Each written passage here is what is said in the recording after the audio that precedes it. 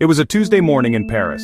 The date was August 22, 1911. The Louvre Museum was usually closed on Tuesdays. An artist named Louis Barraud walked in. He entered the Salon Carré. He came to paint the Mona Lisa. He looked at the wall and saw something strange. An empty space. 4 iron hooks remained. The small painting by Leonardo da Vinci was gone. He thought it was being photographed. He was the first to notice the absence that launched an art hunt. The Mona Lisa wasn't yet the world's most famous painting. It was known, a treasure of the Louvre, a Renaissance masterpiece.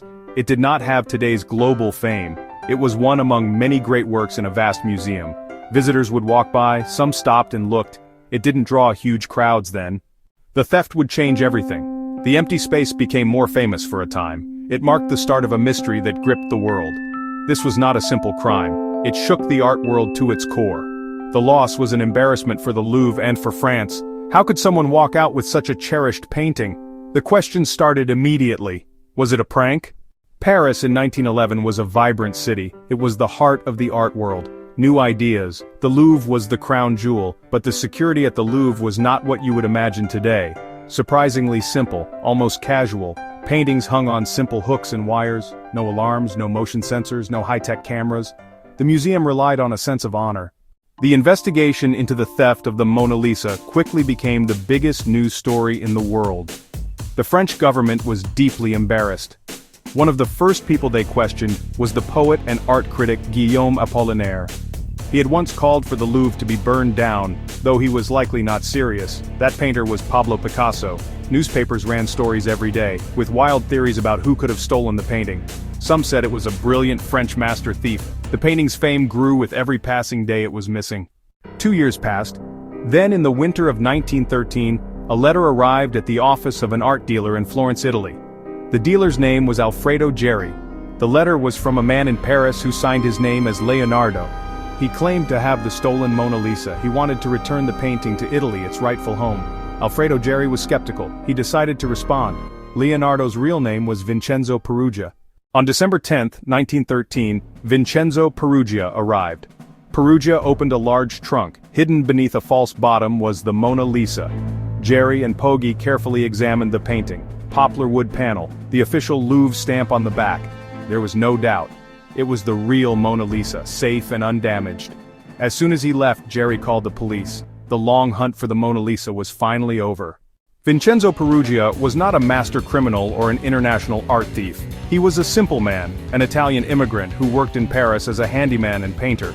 He had even worked at the Louvre for a short time. This gave him inside knowledge of the museum's layout and its security weaknesses. He knew the routines of the guards, and he knew the museum was nearly empty on Tuesdays, when it was closed for cleaning. He was a passionate Italian patriot. He mistakenly believed that Napoleon Bonaparte had stolen the Mona Lisa from Italy. He saw himself as a hero, correcting a historical wrong. On Sunday, August 20th, 1911, Peruggia went to the Louvre as a regular visitor. He hid inside a small storage closet and waited. On Monday morning, the museum was closed to the public. He lifted the painting off the 4 iron hooks. He removed the painting from its heavy frame and glass case. The plumber saw him struggling, thought he was a fellow worker, and opened the door. Peruggia thanked him and walked out of the Louvre with the Mona Lisa hidden under his coat. For 2 years he kept the painting hidden in a trunk in his small Paris apartment. He was waiting for the right moment to bring his prize home to Italy. When the news broke that the Mona Lisa had been found, the world celebrated. Before being returned to France, the painting went on a grand tour of Italy. When it arrived in Paris, it was greeted by cheering crowds and government officials. The museum had learned a hard lesson. Today, it sits behind bulletproof glass. Visitors can no longer get as close as they once could. The theft transformed the Mona Lisa from a respected masterpiece into the most famous painting in the world. The 2 years it was missing had made it a legend. Everyone wanted to see the painting that had been stolen and miraculously recovered. His story reminds us that history is often shaped, not by powerful leaders, by ordinary people who do extraordinary things. It demonstrated the power of the media to create a global celebrity out of a painting. In a way, the theft helped to preserve not only the Mona Lisa but countless other works of art by forcing museums to take their safety more seriously. Ultimately, the story of the theft is a story about the power of a single image. It is also the painting that was stolen by Vincenzo Peruggia, the painting that was hunted by the world, and the painting that came home. That is why we still look at it with wonder, not just for its beauty, but for the incredible story it has to tell.